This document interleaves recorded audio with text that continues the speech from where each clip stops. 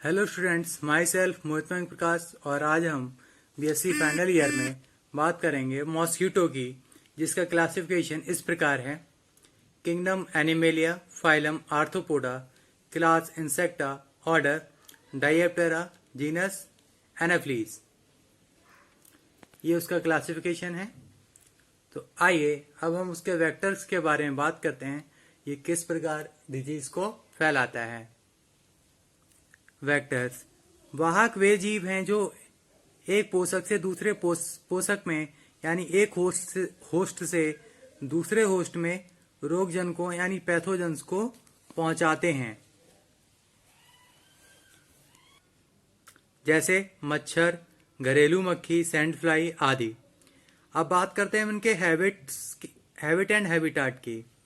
ठीक है, मच्छर वर्ल्ड के हर स्थान पर मिलते हैं। ये स्वभाव में रात्रिचर होते हैं तथा नम व अंधेरे स्थानों, खड़े पानी के गड्ढों तथा दलदली स्थानों पर मिलते हैं। इनके तीन वंश क्यूलेक्स, एडीज तथा एनाफ्लीज विशेष रूप से महत्वपूर्ण हैं। मादा मच्छरों के मुखांग रुधिर चूसने के लिए वेधन के प्रकार के होते हैं, यानी सकिंग टाइप के होते हैं, जबकि नर मच्छरों में इस प्रकार के माउथ ऑर्गन अब्सेंट होते हैं। अब बात करते हैं हम इसकी लाइफ साइकिल की। तो इसकी लाइफ साइकिल कैसी होती है, आइए देखते हैं।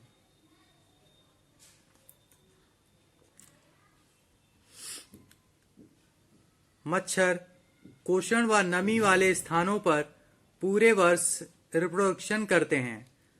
मादा फीमेल एनाफ्लीज रुके हुए जल में 40 से 100 अंडे देती है।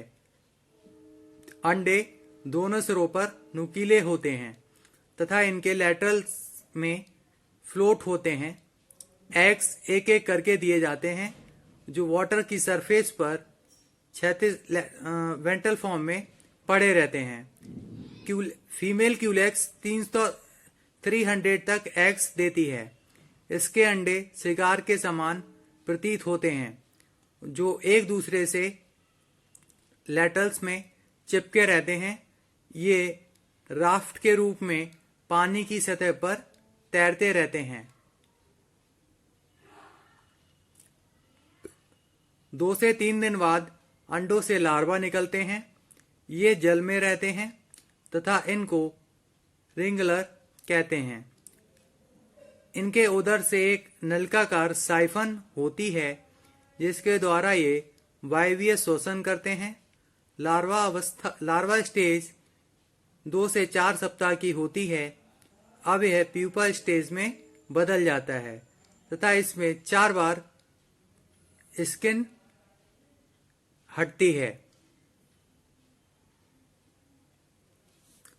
प्यूपा स्टेज 2 से 7 दिन की होती है तथा इससे कंप्लीट डेवलपमेंट प्राप्त इमेगो कीट बाहर निकलता है। कुछ समय तक विश्राम करने के बाद इसके विंग्स बनने स्टार्ट हो जाते हैं और यह उड़ना स्टार्ट कर देता है।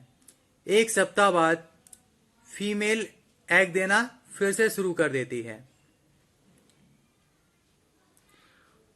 अब बात करते हैं हम इसके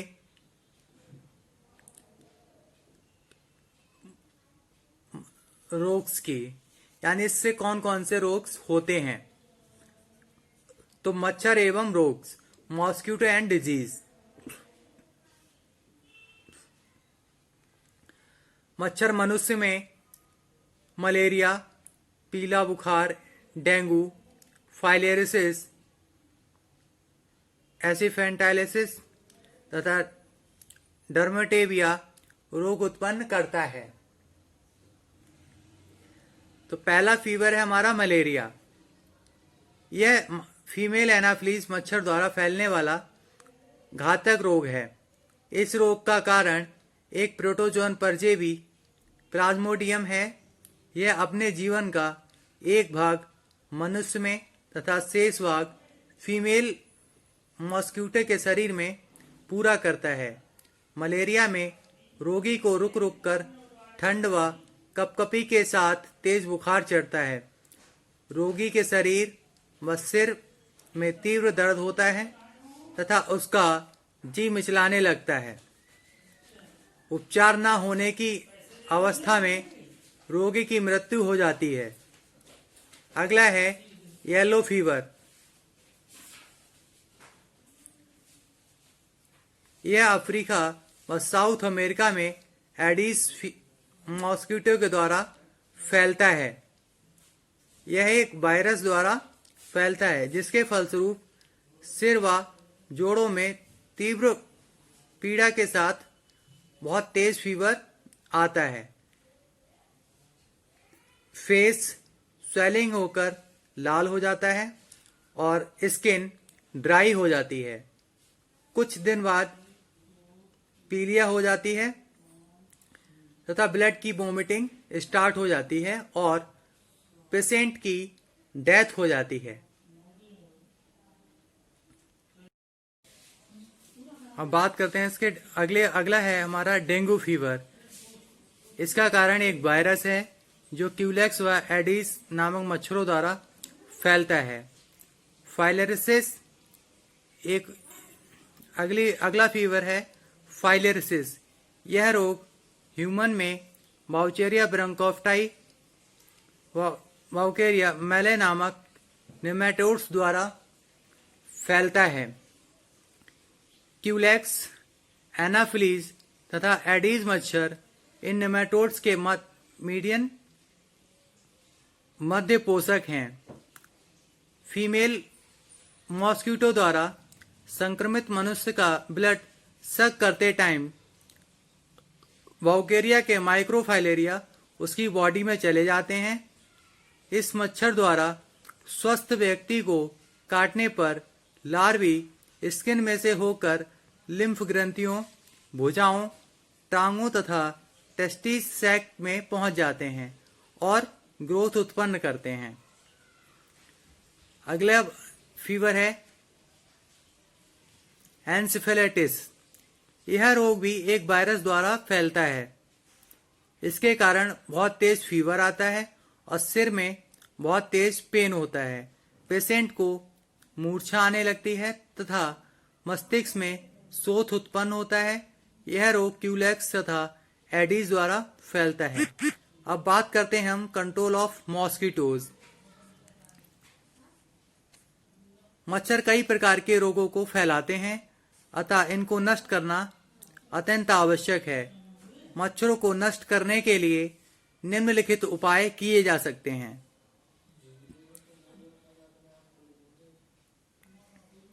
पहला, जनन स्थानों का विलोपन, एलिमिनेशन ऑफ ब्रीडिंग प्लेसेस। मच्छर अपने अंडे रुके हुए पानी या दलदल में देता है तथा यहीं पर लार्वा व प्यूपा का डेवलपमेंट होता है। अगला पॉइंट, अगर इन दलदल या पानी वाले स्थानों को सुखा दिया जाए तो मच्छर को अंडे देने के लिए उपयुक्त स्थान नहीं मिल पाएगा तथा लार्वा व प्यूपा बिना पानी के मर जाएंगे।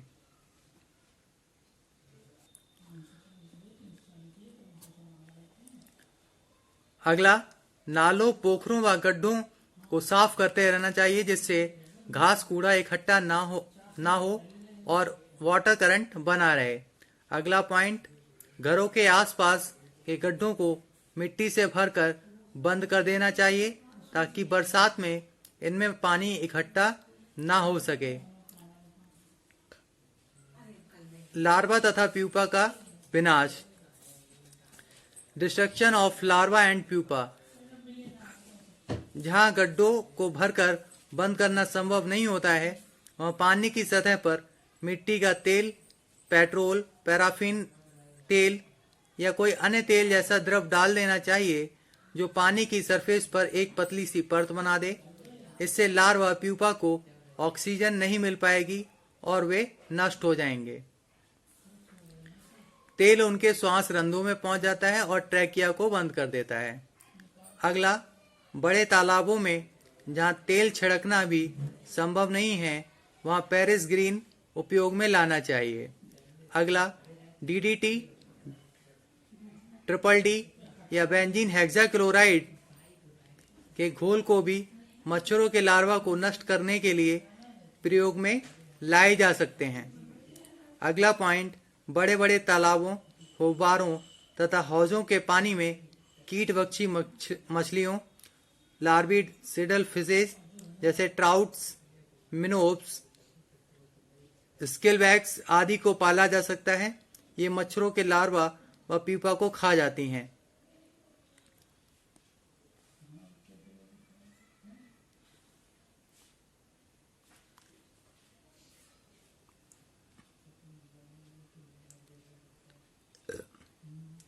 मच्छरों के लार्वा वे पीपा को खाने वाले कीटों जैसे ड्रैगन फ्लाई को पानी वाले स्थानों में वृद्धि करने देना चाहिए। हम मच्छरों को काटने से बचाओ।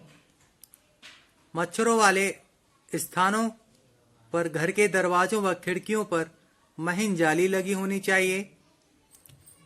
अगला, सोते समय मसहरी लगाकर सोना चाहिए।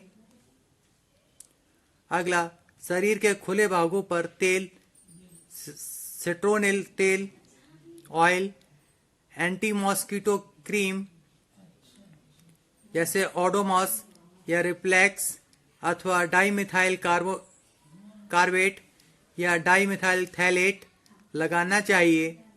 इनको लगाने से मच्छर पास नहीं आते हैं। अगला, शरीर के खुले भागों को दस्ताने आदि से ढककर रखना चाहिए। तो बच्चों, आज के लिए बस इतना ही। आज हमने सीखा कि हम मॉस्किटो से कैसे बच सकते हैं और उसका कंट्रोल हम कैसे कर सकते हैं, और मॉस्किटो से हमारी बॉडी में कौन कौन सी डिजीज फैलती हैं। तो बच्चों, आज के लिए बस इतना ही। Thank you.